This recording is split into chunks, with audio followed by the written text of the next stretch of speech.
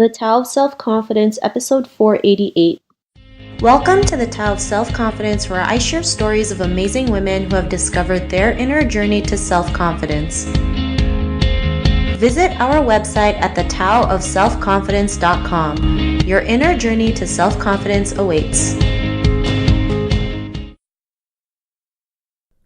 Well, hello friend. Welcome to the Tao of Self-Confidence, where I share stories of amazing women who have discovered their inner journey to self-confidence. I'm your host today, Sheena Yap-Chan, and today I have a phenomenal lady on the show today. She is a celebrity matchmaker, an online dating expert, and also a TV host for Mom vs. Matchmaker on Mixed TV. And I'm just really excited to have her on and share her story with us today. So without further ado, I'm going to introduce you to Carmelia Ray. Carmelia, how are you today? Maybe you can fill in a little bit more about yourself to our listeners. Hi, Sheena. Well, I think you did a great job. I'm actually just celebrated 25 years working in the dating industry. I started as a matchmaker or working in a call center for a matchmaking company in 1992. This was before Match.com, before Facebook and social media. So I definitely have seen a lot of change and consistency in the dating landscape. I do a television show, Mom vs. Matchmaker, where I compete against moms to find a better match than a mom for their child. So that's a lot of fun. And in my day-to-day, I really help singles and support them in their journey to finding love. Awesome. Well, thanks for sharing that. And Carmelia, what's your cultural background? I am Filipino-Canadian. I was born in the Philippines. Awesome. Well, thanks for sharing that. And what would be your favorite self-confidence quote? Oh man, my favorite self-confidence quote. I see a lot of memes. Nothing that comes top of mind, but I think when I think of it, a woman's confidence. The best thing a woman can wear is her smile. Or the best accessory a woman can wear is her confidence or her smile. So I think even by the action of just smiling puts you in a better mood, no matter what. Awesome. Well, thanks for sharing that. And, I truly believe, just the simple action of smiling can really change a person's mood. It can change your own moods. I mean, I know they've done studies saying how it can just turn something like, having a bad day into a really good day. So I really like that quote that you mentioned. And in your own words, how do you define self-confidence? Self-confidence is something that where a person feels, I'm going to use a lot of different words here. They feel unstoppable. They feel secure. They feel appreciated. They feel loved. And self-confidence means you don't require anybody else to feel that way. That's just how you feel about yourself. It's about being proud of who you are, acknowledging, who you are, full of flaws and faults, as well as full of possibility. A lot of people who lack self-confidence and fill themselves with doubt, the language or stories they tell themselves all ring around what they're not doing, what they don't have, how they could be better, or they live in comparison. Self-confidence is about taking everyone out of the equation and acknowledging yourself for being a great person, for being alive, for being somebody that has capacity and capabilities to be a person of love. You can change that in an instant.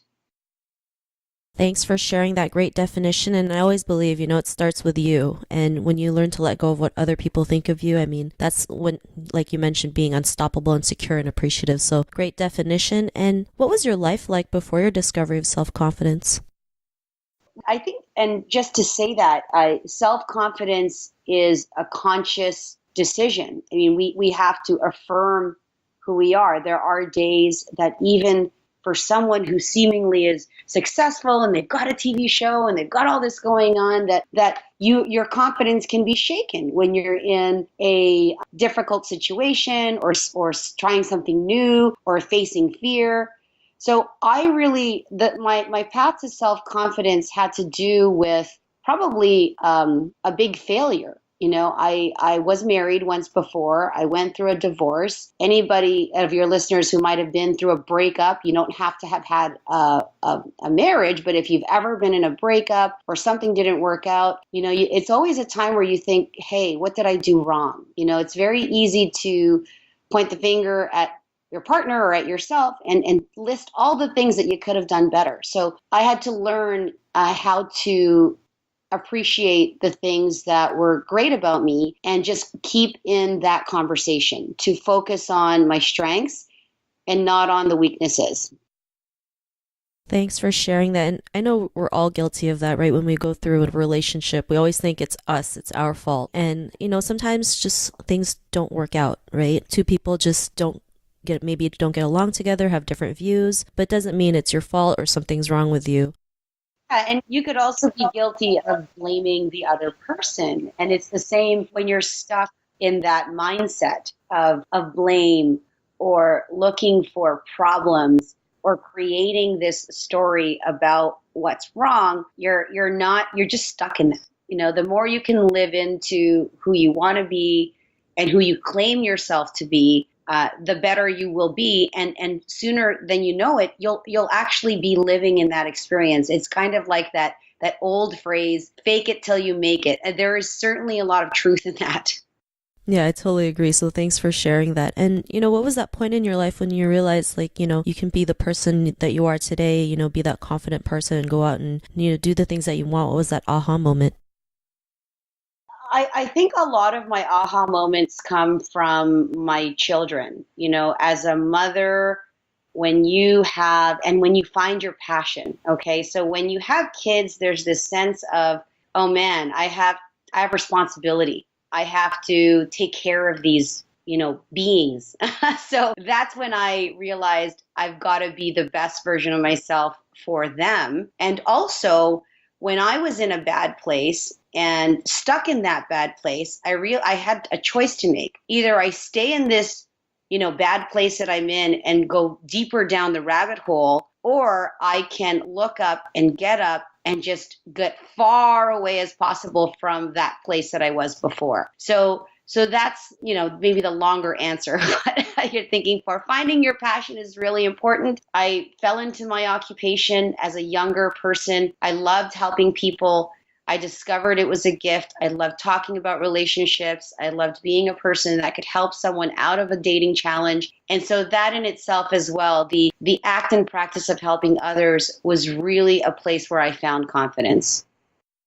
Thanks for sharing that. And, I love how you mentioned that, if you were in a bad situation, you had to make a choice either to go down further to the rabbit hole or come out of it. And, I think people forget that, right? Sometimes we get so stuck that we forget that we can change our decisions in an instant if we allow it. And I'm glad you were able to come out of that. And, because of that, what's your life been like now? Well, life has been about realizing how short time is. Like every day, I'm a really empathetic person, so I am instantly and highly intuitive, emotional. So when bad things happen, I feel affected by that, and so I want to create peace in the world. I want to make a difference for others. So that's kind of where I stand by. If something is happening that shouldn't be happening, I instantly try to create a solution. Instead, it's being in action. The more you talk, like talking is one thing, but you need to back your talk with action. I mean, saying I'm going to do this is one thing, and then doing it is another.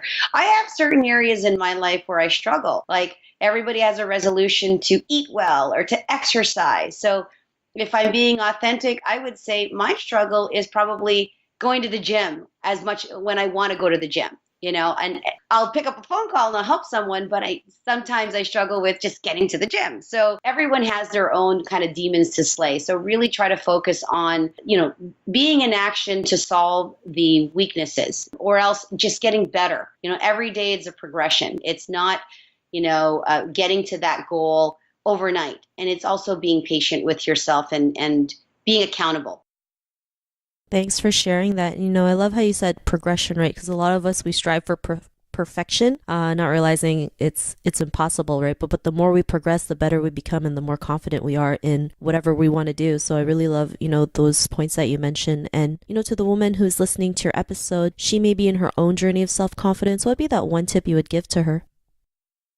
Oh man, being more confident is really about a constant and continuing acknowledgement of your strengths and who you are. And for some people who think to themselves, I don't have strengths, I don't have anything to acknowledge. I don't have anything to offer. What you can do is to set that goal and just to make the intention. Making the statement, I am a powerful person, I am a kind person, I am a loving person, and then living into those also create the life and vision for yourself. Any successful person that you've talked to that has come from, total despair, they had nothing, and then they talk about their journey. They were very, very, they knew exactly where they wanted to be long before they got there. They just had their mind focused on who they were becoming, what they wanted to be. So if you're not feeling attractive, if you're feeling out of shape, if you're feeling like you're worthless for whatever the reason, being more confident starts with stop comparing yourself, writing down who you want to be, and then doing everything you can to live into that intention. Thanks for sharing those great tips. And I always believe setting, the right intentions really does give you that focus and path to becoming, the person you become. So I really love that tip that you mentioned. And if our listeners wanted to get to know a little bit more about you and what you do, or check out your TV show, is there any links or social media profiles we can connect with?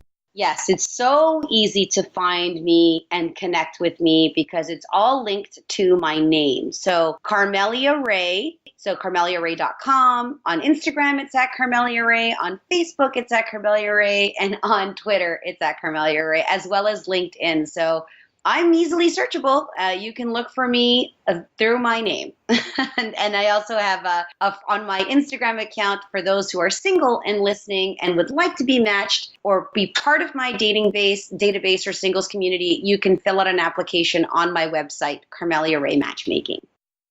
Thanks for sharing that. And to our listeners, if you want to connect with Carmelia, you can also head on over to thetowofselfconfidence.com. Her show notes will pop up along with everything else we talked about. And I really just want to thank Carmelia today for sharing her story and tips with us on self-confidence. So thank you so much.